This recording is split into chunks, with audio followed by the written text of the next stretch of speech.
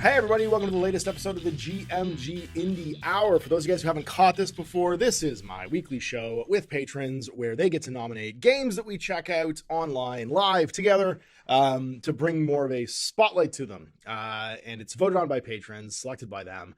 And then I pair it like a fine sommelier with an indie game that I think deserves more hype that somebody may not have seen before. And this week, by almost universal popular demand, we are taking a look at Trench Crusade, which is a independently created but Kickstarter funded 32 millimeter game based on the art of Mike Francina. He's a fantastic artist, US based artist who worked on everything from like Diablo to a bunch of other video games you've probably already heard of, but has had for a long time his own artist's Instagram account that has curated his art. He did a little baby crowdfund for a few miniatures because he's always been interested in models. And then that led to a collaboration with a bunch of other artists reaching out to him, forming a team, sort of like merging with the hashtag 28 a miniature wargaming community, and then creating this, which is Trench Crusade. The game itself is penned by Thomas Piernan of Mordheim fame. And you can see a lot of that DNA in here, as well as a few more modern game design mechanics.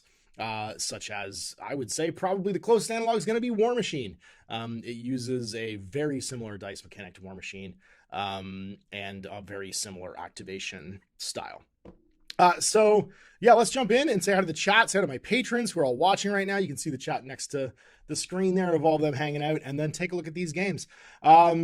I've paired this actually with another game that I think goes very well with it, which is Kevin Ramadaltri's The Last War, based on Morkborg and Forbidden Psalm, which is his breakout indie hit, and I think goes perfectly well with this, and means that if you want to play Trench Crusade right now and you've already played The Last War, or you've been thinking about playing The Last War and you want to play Trench Crusade, you kind of get one collection to rule them all. There's no need for you to have extra miniatures, basically, here. And that means that for those of you coming from the mass market, of miniature wargaming, Wargames Atlantic has paired with Forbidden Psalm to make a fully plastic, multi-part, posable, hard styrene starter set for the game. That includes the rulebook, tokens, everything you'd possibly want. And we'll talk about that more at the end. So let's say hi to everybody in the chat, see what's been going on, and just say hello to the people who are watching this live. Now, for those of you watching this in the future, this is recorded the week before and then goes up live the week after. So patrons basically get this a week early and gets to participate and curate it. And for everybody else, this deserves to be on the internet so the games can get more attention. Then they get it a week later. And so basically it's a revolving door. If you're watching this week, we're recording next week's as selected by the patrons, at the same time. Basically they go up at the same time. So if you want to catch the next live one, just go check out, you can go from the one you just watched to the one that's being recorded right now if you jump on my Patreon, which is patreon.com/Guerrilla Miniature Games. So Ryan Dunphy's here. My boy Mike Grimshaw's here. Ryan Dunphy, also a game designer. Mike Grimshaw, one of my former coworkers at Games Workshop. Gary Lee's here. Atragon X is here. And T-Bird is here. People approving of my choices of The Last War to pair. This is like asking the waiter what goes with what. So let's jump in and look at what's available right now for Trench Crusade. Now the Kickstarter raised millions of bucks, which is great. Had about 20,000 people diving into it and giving it a go. And it was for miniatures, basically. It was for miniatures and rules, but they've kind of pledged that the game design itself will always be free. So they've put up the playtest rules here, the quick start rules, roster sheets, a lore primer, some rules for mercenaries, some campaign rules, and a compendium army builder that someone else has made to help them sort of curate everything all in one place. So if you want to get playing right now, it's all right here. What we're going to take a look through right now is the playtest rules themselves to give you a kind of an idea of what kind of game is this. Now, there's a lot of talk, especially in I'm trying to give you an objective view of what Trench Crusade is. There's a lot of people who've been posting a lot of clickbaity shit about Trench Crusade, saying how it's the next 40K killer and it can raise $3 million and blah, blah, blah, blah, blah. It's a beautiful curated art piece, and it is a model by model activation skirmish game. Which is designed to be played with as few, under 10 models, basically, typically. If you're using large models, you're playing in a campaign, obviously that can go bigger. But the goal here is you're playing on a small size table with a small amount of miniatures. Starting table side is recommended to be 3x3. It can go up to 48x48 here in the playtest rules. I don't think I'll ever play it bigger than 3x3. This is a game that comes from kit bash culture. It encourages kit bashing by having the rules always be free. The miniatures are nice, and obviously some incredible, like Saint Decent, who did the entire miniature collection for my Silver Bayonet campaign, is like a fantastic sculptor and has been doing this. I've been part of their Patreon for a while. There's like it's trying to make physical manifestation of Mike's incredible art, and they've also got some other artists involved too. If you watch the cover here of the video, that cover of the rulebook is by Paul Bonner, one of my favorite artists, who's also done incredible game book covers in the past, like For the Maelstrom and Mutant Chronicles Warzone. There are a ton of fantastic pieces of Paul Bonner right out there. Confrontation is Paul Bonner. A lot of their boxes were illustrated by him as well. So what do you need? It's a D6 based game, so you need D6s. You need something to mark blood. Red D6s is really all you need because you only ever have 6 dice markers. The perfect thing to mark blood counters would be the tiny little red D6s that came in the 97 Warhammer quest. But they're also very hard to pick up. They were the wound counters from that game. Terrain, you need some terrain. You make some terrain, it says. And then a measuring tool in inches where everything is measured. So the game turn itself, this is an alternating activation game, and it has a push mechanic where a miniature can take as many actions as it wants, but some of those actions are simple and some of them are risky. Every time you take an action, when you attempt to do risky actions, you have to roll. Injuries can like affect the roll, but basically you're trying to roll a 7+. Boxcars is always going to be a critical success. So everything's a 2d6 roll, trying to hit a 7 on the success table, 1 to 6 a failure, double 1s is a fumble, double 6s is a critical. And it has a plus minus dice mechanic. So there's no stat lines in the game. There's just what kind of test am I taking, and do I add or subtract dice to this pool? And this is where the War Machine of it all comes in, where a bit like boosting and extra dice in War Machine. So for instance, War Machine's like to hit mechanic was always 2d6 plus a stat against a stat. So it really was rolling for 7s, but hidden inside a defense stat, which is just modifying what you need to roll, and then your fighting stat, which would up or down your chance of succeeding to hit that number. But you would fudge dice rolls. And in this case, they've also added negative dice rolls where, so for instance, blessings can add bonus dice to a roll where you always just roll the pool of dice, but then pick the 2 highest. Negative dice are different types of rolls where you'd pick, if you're at a negative dice pool, you roll an extra dice for every negative you're at, and then you pick the lowest dice in that roll. So it's effectively D&D advantage disadvantage, and you stack your pluses and minuses to get to either plus or minus. You never roll certain dice or minus dice and certain dice or plus dice. It's just, if you have plus dice and minus dice, the net value is what you add to the dice roll. And then if you fail an action that's risky by making that activation test, then your activation ends and it hands over to the other model. So let's say you want to make a move. That's a simple action. You don't have to make any kind of test to do that. That's awesome. If you wanted to also make a dash, which is a second move during your turn, it's a bit like how Mordheim, you would move and then you would add your move again to run. In this case, if you want to dash, you make a test. And if you fail the test, you don't make the run and your activation ends. If you do, then you make the run and you can keep making actions if you want as well. So there is the possibility in this game of like moving, charging. If you fire a weapon with assault, you could still fire your gun even too. Like you can kind of chain activations into these sort of like brutal little, kind of almost like Street Fighter style, like 100 hit combos if you just manage to keep rolling the dice right.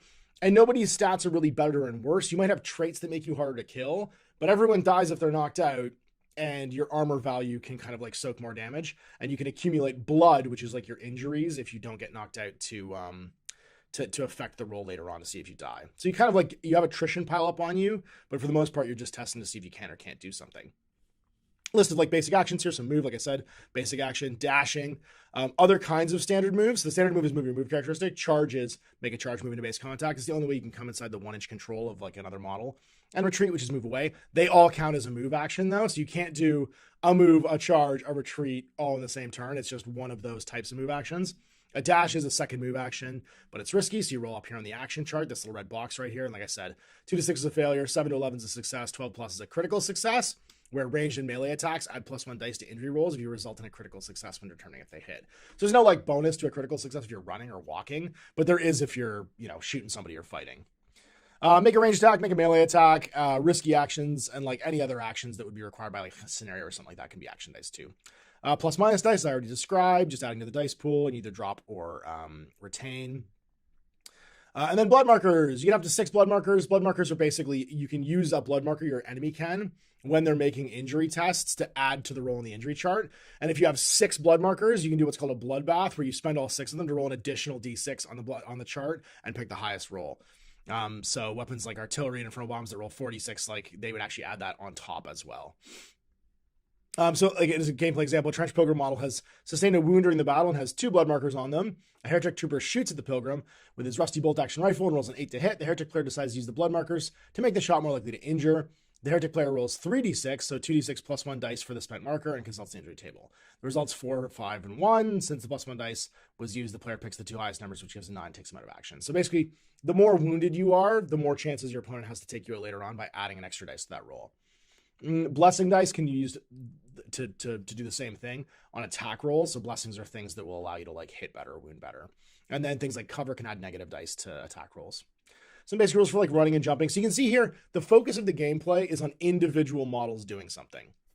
And this is where I'm trying to give you guys a real perception of what Trench Crusade is. It is a skirmish game. It is a lot more like a Forbidden Psalm or a War Machine than it is a Warhammer 40,000. It's not designed to be played with huge amounts of miniatures. Maybe they'll come out with a mass combat game later.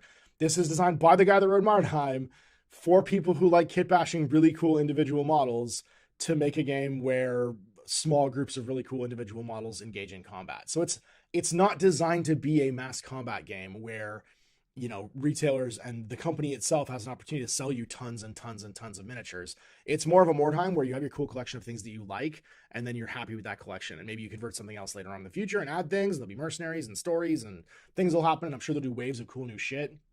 But you're never going to buy one faction in this game will never be 150 miniatures the way that it is in mass combat pop culture games like Warhammer 40,000. So I think that the amount of money it made kind of skewed people into thinking, oh, this is going to be something gigantic. No, a lot of people got really excited about it and all spent a medium amount of bucks, but they don't have to ever spend money again. Like unless they really want to start another faction or go with the new release that Trench Crusade comes out with, that's like a done purchase. They can just enjoy the game as it is kind of forever now. And we'll see how many people stick and keep going afterwards. So once you've been hit, you got to see the injury chart. Like I said, the blood counters can add to this. It's a lot like a 2d6 version of, again, it's the Mordheim injury test. Remember in Mordheim, 1 to 2 was knocked down, 2 to 4 was shaken, or 2 to 6 was stunned. No, 1 to 2 was knocked down. I'm doing a 2d6 roll in my head all of a sudden because I'm thinking of this game. 1 to 2 was knocked down, 3, 4 was stunned, 5, 6 was taken out of action. This is that, except minor hit is they're knocked down, 7 to 8 is they're stunned, and then 9 plus is out of action because it's on a 2d6 roll. And because you're doing this with potentially spending previous blood counters to add to the roll and stuff like that, getting that 9 plus can become way easier. Rolling a hard 9 isn't easy on 2d6, but rolling it with 3 dice pick the highest is significantly easier. And then when you do bloodbath and you spend all 6, it's just roll 3 dice and add them together. And the average dice roll on 3d6 is 11. So you're going to take that guy out of action probably on an average dice roll. Now you can see here also the way that armor works. So armor is just a straight debuff to that injury roll. So we're really just talking about 2 opposed dice rolls, or two dice rolls to do something. You roll to hit and see if they hit. There's no like quality of success except for the criticals. And then you roll to see if you kill somebody. It's a hit roll and a wound roll just on a 2d6 dice scale. It's super simple and super clean. And models can accumulate damage. But a trench shield is -1 to your roll, and you can combine it with other armor. Standard armor is -1 to your roll, so like just like a flak jacket or something like that. Reinforced armor is -2. You can put all those together for -3, or you can get machine armor, which is like the big robot church thing that you saw on the top of the rule book and stuff. It's -3 to injury rolls, but you can't combine it with a shield because you're made out of armor, basically it's power armor. And here's where, again, the war machine of it all kind of came into my head. You have tough. Tough is if you get knocked out, taken out of action in your first time for a turn, you're knocked down instead. And it's automatic. There's no roll. So it's not even just a 5+ tough roll. It's just like your first out of action just knocks you down. So tough models are a way of kind of giving an extra wound to somebody. You got to attack them twice. And there's bonuses to hit people who are on the ground. It makes it easier to kill them. So you get +1 dice to the dice pool to determine injuries. But yeah, like tough is just basically get out of jail free. As long as you're standing, you can't die in one hit.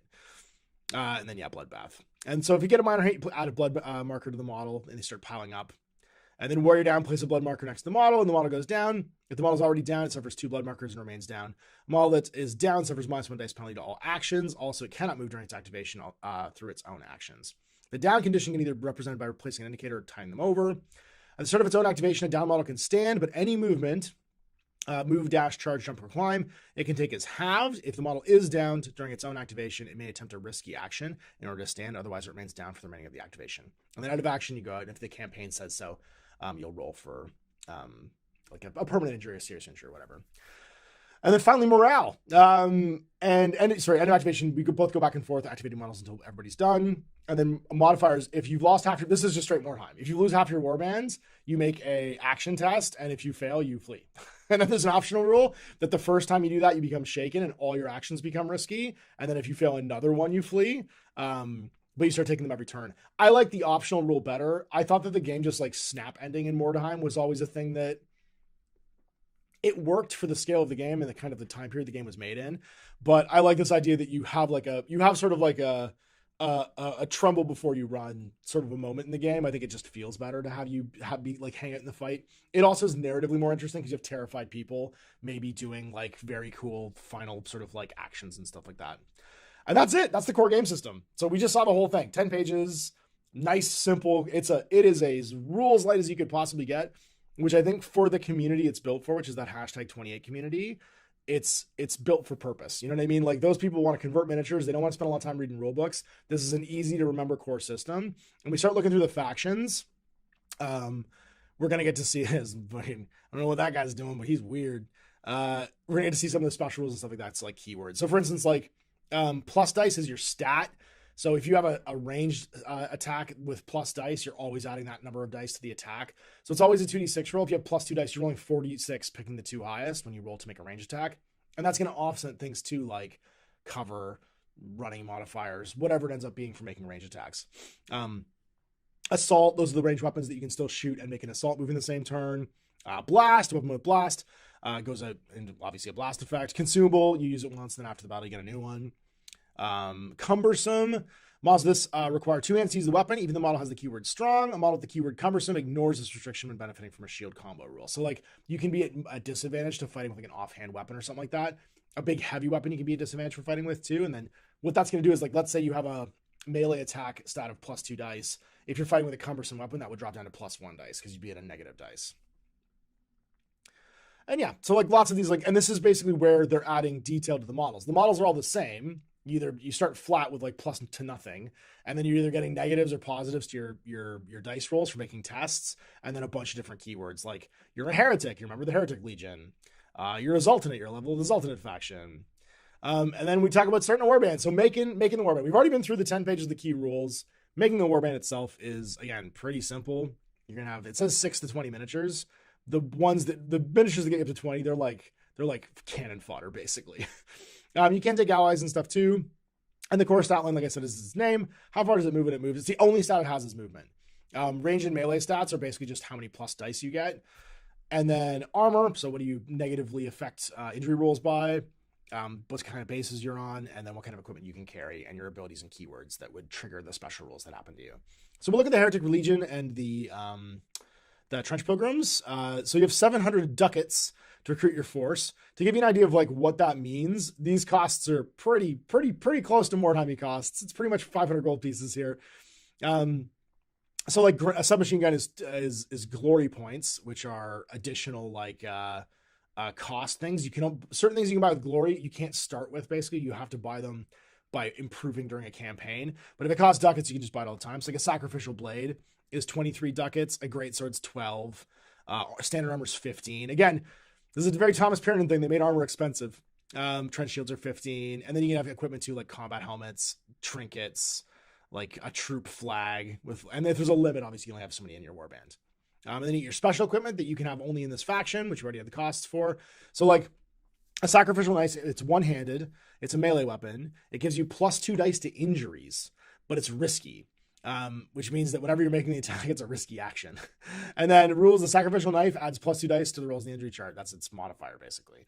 So no bonuses to your melee attack action, but when you are making the actual injury, it's because you're like Kalima cutting someone's heart out, you get a bonus to it. A blasphemous staff gets the fire and critical keywords. It's just a one-handed melee weapon. A hellblade, plus 1 dice to injuries, and has the keyword fire. And then Tartarus claws. They're cumbersome, which means you're always at -1 dice to attack with them. but they come in a pair. They're kind of like the fighting claws for the Skaven.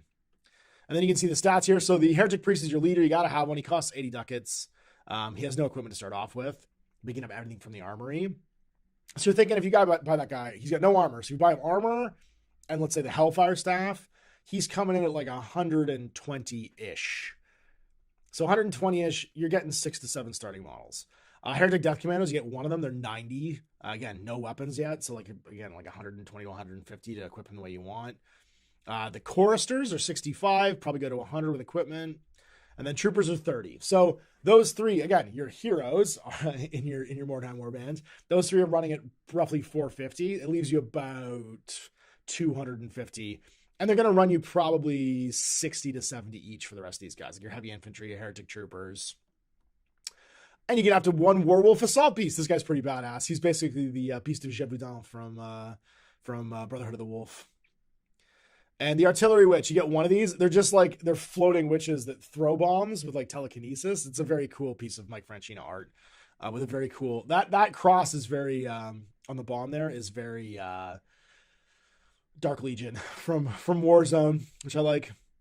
And then these are your cannon fodder. They're wretched. They're just the cheap ass dudes you can get melee weapons to. But that's all they can get. And you can see like their weapon, their ranged and melee weapons are -1 dice. They're that bad. They're little guys on 25 mil bases that are chattel. Wretched can be sold at any time for their full ducat value between battles. Note that their weapons, armor, and equipment still only fetch half price because they're just garbage. And then what's neat is you get some variants. So you get like a naval raiding party, which gives you special rules, but then kind of alters what you can take. And one of my favorite ones is the Trench Ghosts, which are caught in limbo. They're killed near an tainted like holy relic, and God traps them between heaven and hell in limbo. And so they're just these ghosts, and they become like spectral and stuff like that. They can't go either direction. It's just a neat like way of taking alternate warbands with these like sort of, think of them like the regiments renowned in Warhammer 40,000. Special weapons and equipment, things you can find: a coin hammer, golden calf altar, the standard of Mammon. They're just leaning right into this whole Christian iconography thing. And then we have the Trench Pilgrims. And the Trench Pilgrims are similarly equipped. Flamethrowers, machine guns, sniper rifles, war crosses, punt guns, trench knives, trench clubs, pole arms, great hammers and mauls, anti-tank hammers, a Misericordia. There's an interesting parallel with Warhammer. You can have iron capirotes, gas masks, blessed icons, holy relics, troop flags, med kits, holy field shrine. And again, the things that cost glory you can usually just get during the campaign as opposed to before the campaign.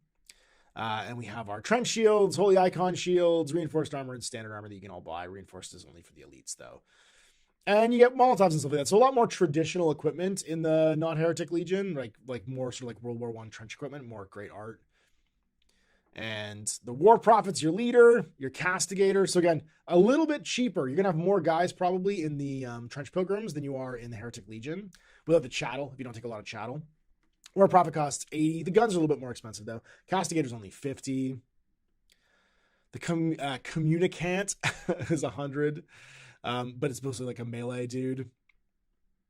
And then your Trench Pilgrims themselves. That Trench Pilgrim has a miniature, actually, that was made in an earlier crowdfund that a few people have that's really, really nice.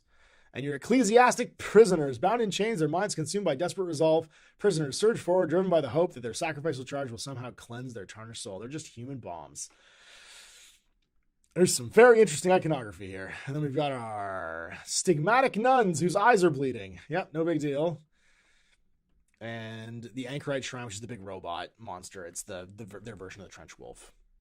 So, the coolest thing is. And we got our variant warbands. So, Procession of Sacred Affliction, the Cavalcade of the 10th Plague, just like ways of taking this army that are slightly variant. I love this guy. There's a big chunk taken out of him. And we have the Iron Zoltanate. So we're only going to go through the first two, but this gives you an idea of like what the lists are like and how many models I bet you'd be using. And that you can just convert these if you want. Iron Zoltanate also has a big guy. The Brazen Bull, which is just a weird mutant bull monster, which is pretty cool. And has like a guild of mute assassins, which is a Clutch song I really like. That is very funny that they're in here. And the Principality of New Antioch. Some more church teams. And great art to kind of inspire you to convert them to. And all the crowdfund did was give you miniatures for all these models. The Cult of the Black Grail.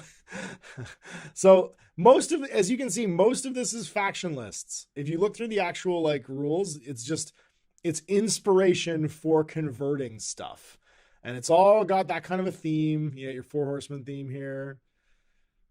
The Hunter of the Left-Handed Path, the Wretched, all these demonic sort of hosts and stuff, and strange human factions. And the background primer will give you more on this stuff. Let me get into scenarios. So scenarios themselves are military scenarios. So what's interesting is because this isn't, the one thing I will say that's a bit different from something like Mordheim is Mordheim had a theme that was a gold rush, right? You're trying to actively go and like find this precious mineral and fight other warbands who are also trying to get it, right? It's a treasure hunt mostly. This is a military campaign. It's heaven and hell fighting each other. And so they're very like standard military sort of, you know, here's the midpoint, here's the two other objectives. You score based on holding objectives. You can do glorious deeds to get glory.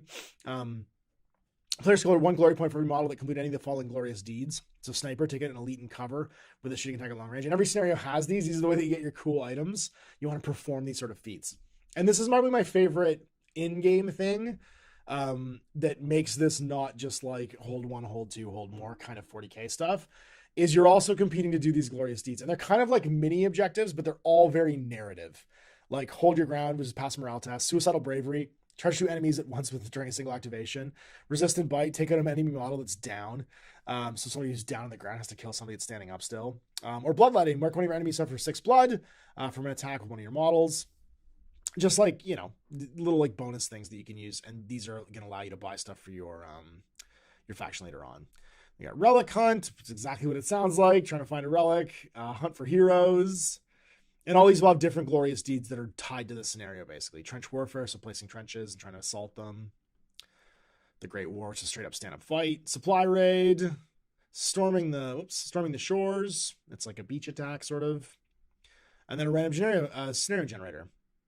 And this is sort of it looks very similar to the one in Mordheim, doesn't it? That was a reason for that. And these will give you like a random deployment style and a bunch of random objectives to play. So there's 7 scenarios plus a random scenario generator. And that's the end of the core rules. 141 pages, easily printable and bindable. There will be like a final version of these, but it's super playable right now out of the box. And yeah, and that's where Trench Crusade's at right now. You have a full rulebook for free available online. And I think people are all like, there's a massive community of people already printing stuff to play this. There's a massive community of people that are already getting ready to like do their own little Patreons for, you know, miniatures for this game. And I feel like it's in exactly the place it needs to be. The commitment to putting stuff out for free, I think, is super important because that holds true to the roots of this being a kit bash thing. It allows them to make miniatures to express Mike's art. So Mike's art, I think, is the important thing here, right? That's if we're comparing this to something like a Mordheim, it's the vibes of the art that are what you're going for in this game. But you have to also be into these vibes. And that's why I think a bunch of the hyperbole, it's just had to do with the money. The people who are into the vibes of this game will be into the vibes of this game. Putting this on your shelf as a retailer is just going to lead to weird conversations. What is this? This is a game about heaven fighting hell. The actual Christian devil. You know, like it's got stuff that's some people are going to either lean into way too much, or some people are going to take offense to. And so it's a very adult, grim, dark, violent, like you saw the art in there, right? There's tits hanging out with blood all over them. Like it's not for everyone. This is not a mass market game. And even the rules themselves are not designed to be a mass market sell you miniatures forever type of thing. It's an intimate skirmish game made for people who like kit bash culture. And I'm hoping will give sort of like perpetual new inspiration by coming out with more and more stuff. But it's kind of fully realized. Like, I don't know where they go. I don't know what there's no Horus Heresy for this. There's no like, maybe you fight in hell or something like that. But like, there isn't a lot that isn't fully realized here, except for just coming up with new weird unit types. And so it isn't the kind of thing that's it's not going to turn into the Marvel of it all. You know what I mean? Trench Crusade is not going to be iterating it over and over again. They're not going to invent, you know, Primaris Trench Pilgrims to have to keep iterating it over and over and over again. It's just not that kind of game. And I think it's really good they've kept to that sort of like free to play. Here it is for all the people that want to like convert their own miniatures and make their own stuff. Just have the rules and go play with them. Go play Trench Crusade. Go play it right now. Why not? Go for it. So speaking of which, here's a great way you could go play Trench Crusade. So if you're the reason I've paired this with this game today, and this was important to me, was I wanted to give kind of like a where's the on ramp for this kind of a game. And right now there's a 2-player starter set available from Wargames Atlantic for the Last War that you could just play Trench Crusade with today. But it also gives me an opportunity to pair this game, Trench Crusade, with all of its millions of dollars it's just made, with another fantastic indie game, which is made by one person, and that's Kev Ramondoltri, who is the designer of this game. And it's exactly what you want a fast to play skirmish game to be. And I think it does just as good a job as Trench Crusade in providing that small, intimate experience. So this is played on a 2x2. This has been around for a long time. You can see actually a whole bunch of this being played on my channel already, if you haven't checked it out. And what I like about Last War versus Trench Crusade is fill in with your imagination what's happening here. The Last War is a nameless, ambiguous, maybe supernatural, maybe you're in some kind of limbo state, whatever, apocalypse that's taken over the world. And the fog that's covering the trenches that just go endlessly has trapped people there, and they're trying to escape it, this poisonous fog. So right away, you're not really tied to the imagery and iconography. And that's the core difference between Trench Crusade and The Last War. The Last War is designed for that kitbash culture as here is the premise and inspiration, and here is a setting. Now make whatever you want out of that and theme it however you want, because we're not going to we're going to give you prompts. We're not going to give you answers. And there is a ton of supplemental material for this stuff too. So it's put on a 2x2, nice tiny table. You need some dice, some tape measures, and some miniatures, and you need some polyhedral stuff. Dice rolls are on D20. So if you played, D&D, it's just it has a test stuff, which is your dice roll. You have to roll a 12 to do anything usually, and there'll be bonuses and modifiers to doing that. So for instance, if you are going to hit someone with a strength-based weapon, you would add your strength stat to your roll, and you would reduce it if you had like a negative number. And it even gives you converting stuff for converting your warbands from Forbidden Psalm. So if you wanted your weirdos from the apocalyptic fantasy world to wander in, then you could have that happen. It also encourages you to roll up your warband and then convert your miniatures, which I think for the people, the Venn diagram of people who are interested in these types of games, the kit bashers, the converters, the small scale Imagineers, the people who like delight in carving out their own little corners of a universe, you can see how much this was made for that type of person. So you pick 5 models to you, give everybody a name, select one to be a specialist, assign their stats, roll a flop for every model, roll a feed for every model, and then spend your 50 resources on equipment. Nice, simple recruiting thing. There's no faction lists. You just pick 5 models you like and start rolling their names. So my name was redacted when I rolled up my lieutenants, but you could be like Anton the Doughboy or Jert Butcher or Miles 0 Hour. Lots of great names in there. And we've rolled up our warbands, I think, on camera the last time we did this, which was super fun. You get a specialist, and this allows you, this is kind of how you theme your troop. So you could have a witch, someone could use a manuscript, which is like a piece of like forbidden lore, an anti-tank gunner, a scout, a trench trooper, a flame trooper, a Lugaru, a hunter, an arcane scholar, or someone who's fog tainted and has a random mutation. And you can pick all of these basically as one of your things. Now, all of your guys will have one of these 2 stat lines. They're either +3, +1, 0, and -3 at something, or +2, +2, -1, -2 at something. And they just give you a spread basically of pluses and minuses.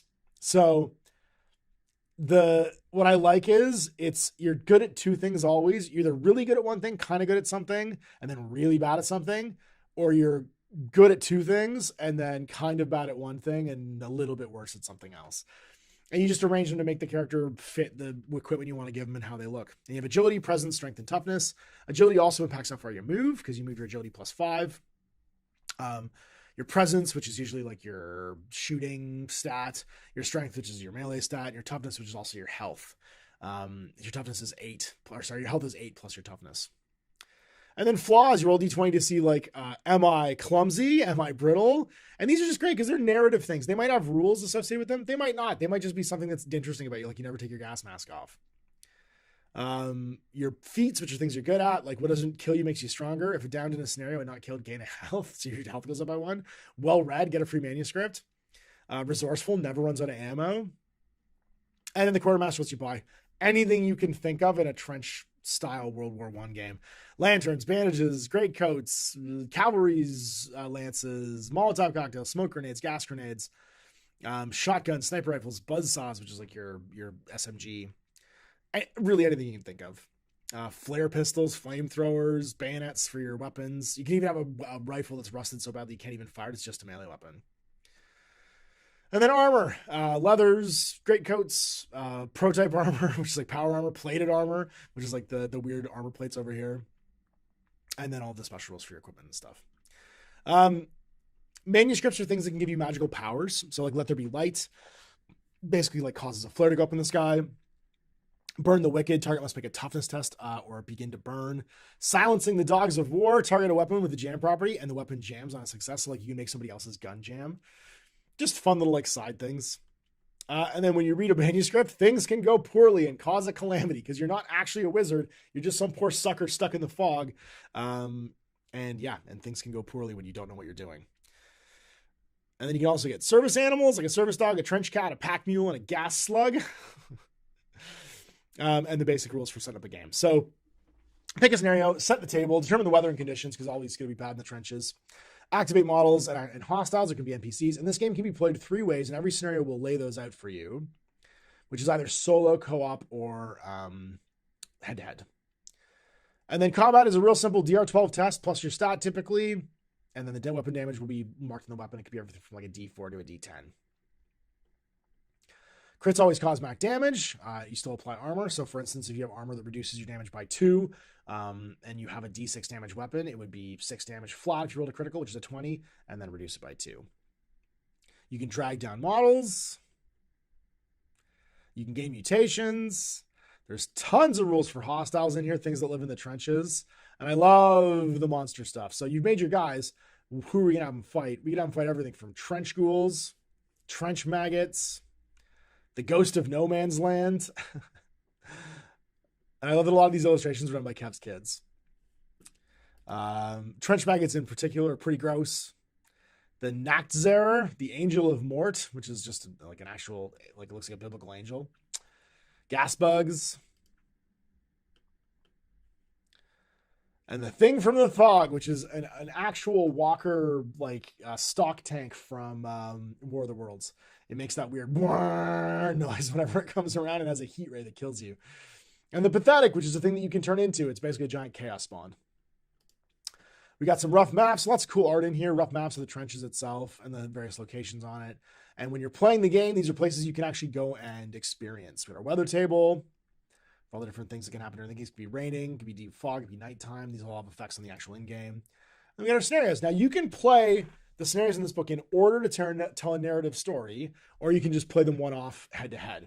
And you can see here, there's the goal, the thing you're trying to do, the reward and resources and things that you get, setup and loot, how you deploy, the threats, and if you're playing solo and co-op, what would change, and then if you're playing it as an RPG, what to read out loud while you're playing. And I don't want to spoil the story too much, but basically what you're trying to do is find and build a tank to escape the fog when it's all said and done. And you end up fighting all kinds of monsters to get out. Campaign rules are pretty simple. Make your tests for seeing if you die afterwards. You make a death save if you've been taken out of action, so you bleed out.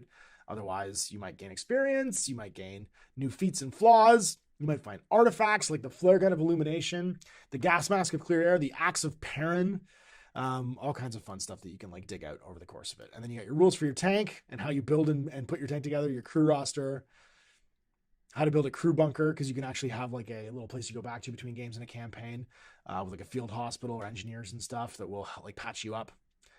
And then more scenarios for playing like horde mode, more secret weapons, and then a quick ref and some background stuff. And the background stuff is actually really cool. The Night Bastion, which is the newspaper that you get handed when you're in the trenches. And it even comes with, if you don't want to make miniatures, little cool illustrated cardboard standees of all the monsters that you might have to play against. And that's it. The Last War. So what's great about this is because Wargames Atlantic has made a starter set for this, If you wanted to play both these games at the same time, you can play Trench Crusade for free. You can pick up The Last War, and you'll have all the miniatures you need to play because it comes with 25 hard plastic sprues and a special sprue of Weird War accessories. So you get the rulebook in this box. You get all the tokens for playing Last War. You get the Weird War accessory sprue, which is like weird grenades, ROUSs, maggots, strange heads and mutated heads. And then you get frames of British, French, Russian, and what's the other one? British, French, Russian, and German troops. So you get a frame of each, basically, to convert your guys out of, which is fantastic. And the whole thing is 122 US, which is not bad at all for a 2-player starter set. Like to play Last War, 25 miniatures is 5 warbands. This is enough for 5 people to convert and play their warbands if they want to, and also make like the monsters, like the trench maggots are in here, the rats are in here. You can make the trench ghouls and stuff too if you want, mud ghouls, make all the bad guys and dead guys. This is easily enough for 2 to 3 people to like sit down for a weekend and play Last War. And if you want to play Trench Crusade, tons of bits for doing the same thing if you're a kit basher and converter. So there it is, our 2 paired games for this week, both of which I think are, an interesting new addition. The Weird War thing's been going on for a while. Obviously, the like Christian mythology stuff in Trench Crusade is relatively new. It has echoes of previous sort of like games, like the stuff that was in Mutant Chronicles Warzone with the Brotherhood being the church, the Dark Legion being sort of like the Seventh Seal Antichrist and stuff like that. So there is a lot of, I would say, like the ancestry and DNA of other miniature war games kind of hanging out in here. And there's nothing wrong with that. So I think that Trench Crusade itself looks like it's off to a good start. If you like the miniatures and obviously if you like Mike's art, that's the most important thing. You get the opportunity, probably if any of this ever goes to retail, or if people have bought the STLs or some kind of license to print the STLs, to have those pieces of art in like physical form. And supporting artists is a great idea. Is it ever going to be a giant 40K killer? It's going to be Kingdom Death is what it's going to be. In 5 years, it'll be Kingdom Death. It'll find its niche in the people that love it, that play it all the time. It'll be coming out with new little bits and pieces every now and again. And the people that love it, and Mike will get to have like shown that he can express his art. So whenever he comes along with a new project, hopefully people will be ready to sign up for it right away. Because I think that's where we're actually going with this, is showing that independent artists coming together and making a cool product can capture people's interest. They did a great grassroots crowdfunding campaign, and obviously made a ton of money. Is it going to be the next big miniature wargaming company? God, I hope not. Because just delivering that crowdfund is most of the money they raised. You know what I mean? That's a lot. 20,000 people they got to deliver all that product to, and then pay a paycheck. Like, it means they can make the next thing they want to make, is what it's going to be. They're not going to go, if they go rent an office and all fly to the same country and live together, that's a absolute mistake. But they're all seasoned veterans, and I do not think in this gig economy any of them are going to be doing that. They're going to take a nice paycheck for a year or two and make something else, I'm hoping. So let's jump into the chat, see how everybody's doing, hear everybody's thoughts on Trench Crusade. I'll answer any questions that came up in the chat, and then we'll tie this up because we're just about done. So, and she says, not to immediately derail, but I just watched the latest Kill Team Battle Report, and you guys seem to be having so much fun with Rogue Trader Minis, Kill Team with Rogue Trader Minis. It was a lot of fun. It went up today as well. And Jesus says it feels a bit like a Song of Blades and Heroes with the risk reward for more actions. Yes. The push mechanic was also in Star, what was it called? It was the other one. It was Song of Blade and Heroes guys space game, and Owen and I played a bunch of it where you push and add stress to models until it finally goes over, and I've forgotten the name of it. It's not Stargrave, it's the other one, Star or something. And she says, feels like a mass combat game is inevitable with how crazy people are going over the model style. I doubt it. I honestly doubt it. I don't think it will be. Kit bashers don't want to make that many of the same miniature. And I think Mike wouldn't enjoy making that much stuff in that style. But, I mean, we'll see. I could be wrong. And then my biggest issue for me with Trench Crusade is the terrain. Modeling a 3x3 board with a decent trench system is a huge task. Going to spend longer on the terrain than the minis. Check out my Last War videos and see what Mike at Knucklebones did for the terrain that he made and sent me. It's just squares, man. Just don't dig into a trench system, make movable squares, and then just get a mud mat. It was the easiest terrain ever, and it looked great, and we did such a good job, I think, in that collaboration. His terrain made that video set, I think, as good as it was. Gary Lee says you can easily play with like a ruined town board. Any World War I type terrain layout is fine. Only one scenario needs a trench board for sure. And like that's the thing is you just need like most go watch what was that World War I movie that was out last 2 years ago, won all the Oscars. You can see the variety of terrain, right? Like yes, where there was like a trench system, obviously the world got flattened and turned into mud. And I think the visuals of Trench Crusade and Mike's art kind of lead you to believe that the whole world is basically how that happened to it. But it's not the case. Like it's where the war is happening that's happened, and there can still be kind of more stuff that's still relatively intact or just bombed out towns and stuff too. And Jesus says, I just think that of a bolt action is the most popular existing historical war game in the right scale with appropriate terrain. That's a decent amount of 28 mil World War terrain commercial if you don't mind paying for it. That's true. Mordheim terrain seems pretty good to fit if you want a few more modern bits and pieces. It's funny because even though that it's a trench game, the aesthetic is a lot more World War II, if that makes sense, with the bombs and the technology and stuff like that. And the fact that there's like basic power armor and robots and stuff as well. It does feel like you could get away with a more modern brutalist architecture style. Like, I don't think you need to do like the kind of European villages that you have in your head when you think of bolt action. You could very much do like industrial factories and massive concrete bunkers. And it could be a lot more 40K, I think is what I'm saying. And you get away with it. It looks just fine. And she says, Holy Field Shrine Batman. Yeah, I think it's pretty cool. The Field Shrine is probably my favorite piece of art that he's done. That and there's a weird big Sin Eater thing too, and like a Juggernaut helmet. It's basically Juggernaut, but for, you know, a knight's armor. Ryan Dunphy says, I'd love for them to find a way to keep the lights on post-launch. We need games like this, even if it's not everyone's vibe. We definitely do. And I think the trick is just to keep it small. Like, don't start a company. Just keep collaborating and making things. Like, think of it more like you started a band, not a record label. You don't want to start a record label. None of the people involved in this they need to hire someone to do that, right? Artists shouldn't run companies. Artists should make things. And so if you think of this as like an indie rock band that's just had like a huge hit, as opposed to being, you know, a new company starting up or like a startup or like an incubator, I think they'll do better as the former than the latter. Yeah, don't try and start a company. Not in this economy. It's a terrible idea. Take a paycheck as artists and then make the next thing together, collaborate together, make something else. T-Bird says they have more art and want to add factions and narrative supplements. Cool. I mean, I think once you, like, here's the thing is there's diminishing returns on the appeal of the premise. The Trench Pilgrims and the Heretic Legion, variations of that, who cares? Like, you're just selling stuff to the same people. That's the gimmick. That's the seminal iconography, right? Like, everything else we come after that fits in that world, it's not going to be as cool as those two opposing factions of heaven and hell fighting each other. So no matter what the sort of like the new Coke is version of that, it's not going to be as cool as those two things. So yeah, I think what you'll see it fall into like a comfortable pattern of releases over time. And she says, is it weird to dive more into the art for Last War than Trench Crusade? No, it's not actually at all, because you probably like zine culture and you probably like, so the difference is, actually, the biggest difference between Trench Crusade and Mordheim is going to be that Mordheim had so many different artists doing the art. John Blanche obviously led the charge with the art there, but you had like Alex Boyd and all these other artists doing the art in it that made it feel a little more punk rock. Because Mike's doing most of the art for this, Paul Bonner doing the cover, I think, is an absolute win for them because it's incredible.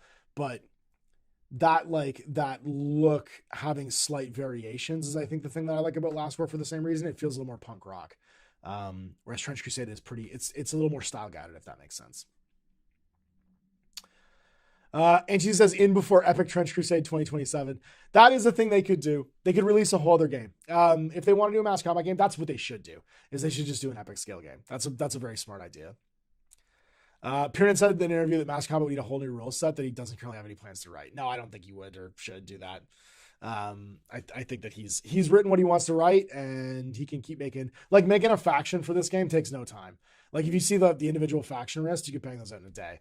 Obviously to playtest them and stuff like that, but like you could bang those out super fast. And so I think he's now he's got his core mechanics, and the core mechanics are 10 pages, right? Like, it's just making new keywords and mix and matching the things that he's already created to create more content for it. And I think that's where Kev has done so great, is Kev has basically kept doing all kinds of cool like transmissions from the front. So where Last War is going to be different from Trench Crusade is Trench Crusade's adding like factions and campaign stuff. Last War has been consistently adding new like D&D modules to the game, new stories to play through, new like hidden corners of the Trench system that you can go and like explore. And I hope that's what Trench Crusade does. It feels a lot more like it has army lists. That's the difference between it and Last War. It has factions and army lists. Last War has prompts and a build your own character system, right? So one is about creating characters and setting them into a universe. The other one's about here's the universe, here's the characters you can play in the universe, build those characters, right? One is more here's the template, go do. Here's our style and here's the art that we've made and the universe we've created and you go play in it. But it's more, and I think that's probably the mass appeal. It's more for the 40K market than it is even the hashtag 28 market where it came from. Because those people don't want to, they want to go buy the miniatures. They just want to buy the miniatures and paint them and be like, look at this cool thing that's based on Mike French and his art. Versus, I want a bunch of ways to get inspired, then I want to go make my own thing, right? So that's the dividing line between Trench Crusade and the Last War. Last War is about giving you a wonderful campaign setting and a wonderful template for expressing your imagination. Trench Crusade is a curated, bespoke package of products delivered to you that you then get to go play with. One's a box of Lego, the other's a box of like action figures. And they're both equally valid to different types of people, right? And I don't think your mileage will vary, too far as long as you know who you are and what you like out of your miniature wargaming hobby. And she just says, I need to go back and look up the GMG Last War stuff. I missed it apparently. No, there's a whole playlist of it. It's great. 40K Bros and Indie Kit Bashers are the two real factions warring for the soul of Trench Crusade. And I think that's going to be happening. I think you'll see there's some Venn diagram overlap where you'll see some of the like indie sort of like Kit Bash guys, and they're using like a model or two from Trench Crusade for maybe the big guys, but then they're converting the rest of it. And then you'll see people who are like, oh, this is the thing I want to do to get away from 40K. Go buy all the miniatures, get someone else to paint them and then play the game and then put them on the shelf and look at them and appreciate them and admire them. And that's totally fine. Both those things are totally fine. So I think we're just about done. That was our look at, I guess, the Trench games of this year. And I hope you enjoyed today's Indie Hour. Next week's, we're going to put up this afternoon, basically. Everybody who watches this video, who's a patron on GMG, is going to go put in their suggestions for next week's video. I will do the poll on Friday, I think. So you guys have Wednesday, Thursday, Friday. Do it Friday night. We'll vote Saturday, Sunday, through the weekend until next Wednesday. And that gives me time to research and put together what the last, sort of like the last 2-3 of these for the year is in 2024. Because we've got, 3 more Wednesdays to go through these? That'll be happening every week. So if you're watching this next week, when this comes out, we'll be recording whatever the next one the patrons have selected is, and I'll be pairing it with another fine miniature game for you guys to check out. But thanks for all my patrons who made this possible. For you guys for watching, thanks, I'm Ash. Happy wargaming.